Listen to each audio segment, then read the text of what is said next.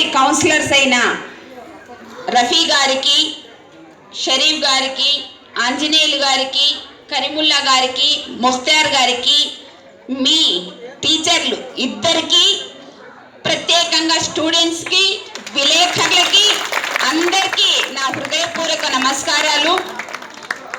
ఈ సెంటర్లో ఈరోజు 80 మంది నేర్చుకుంటున్నారంటే మీకు ఏదో ఫీజు కట్టేదానికి అది పెద్ద గొప్ప విషయం కాదు.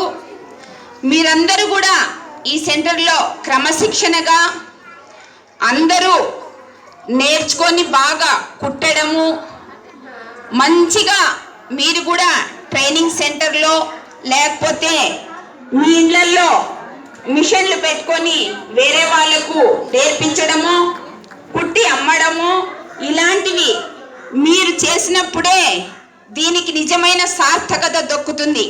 ఎందుకంటే ప్రతి మహిళ ఏదో ఒక రూపంలో తన కాళ్ళపైన తను నిలబడితే ఆ ఇల్లు సస్యశ్యామలంగా ఉంటుంది. అందుకనేసి ప్రతి మహిళ కూడా మనం ఏం చేయకూడదు, తప్పు చేయకూడదు. కష్టపడి ఏ పనైనా చేయొచ్చు. అది అలవర్చుకొని మన కాళ్ళ మీద మనం నిలబడినప్పుడే, నలుగురికి మనము ఉపాధి కల్పించినప్పుడే మన జీవితానికి సార్థకత దక్కుతుంది.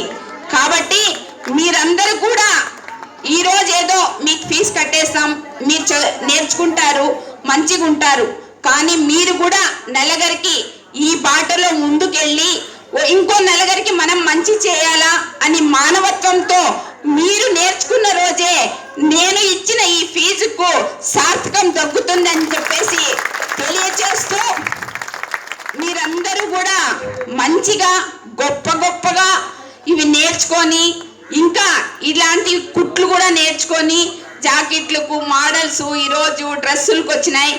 ఎంతెంతో అమౌంట్లు తీసుకుంటున్నారు కదా బయట టైలర్లు కుట్టేటప్పుడు. అలా మీరు కూడా పెట్టుకొని గొప్ప స్థాయిలో ఉండాలని చెప్పేసి కోరుకుంటూ, మీరు ఈ అవకాశం ఇచ్చిన మీ అందరికీ కూడా నేను ఒక విషయం చెప్తున్నా.